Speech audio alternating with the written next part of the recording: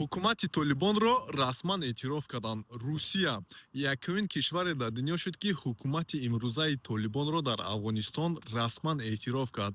Аз соли 2021 ки дар Афғонистон «Толибон» ҳукмдорӣ мекунад, ягон кишварҳои дунё расман эътироф накарда буданд, яъне нашинохта буданд. Аммо имрӯз бошад, Русия якумин давлате шуд, ки ин гурӯҳро эътироф кард.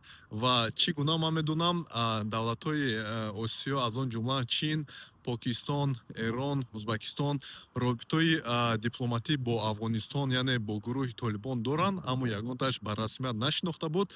Ва Русия имрӯз бошад якумин давлати дар дунё шуд, ки бо расмият эътироф карду шинохт. Намедонам чӣ бад мешавад, мумкин ки дигар давлатҳоям мисли Русия такрор кунанд. Аммо ба ман бигӯед, шумо оиди «Толибон» чӣ медонед ва оё ин гурӯҳ метавонад ки сатҳи зиндагии мардуми Афғонистонро беҳтар кунад ва озодиро ба мардуми Афғонистон биёрад? Ташаккури зиёд.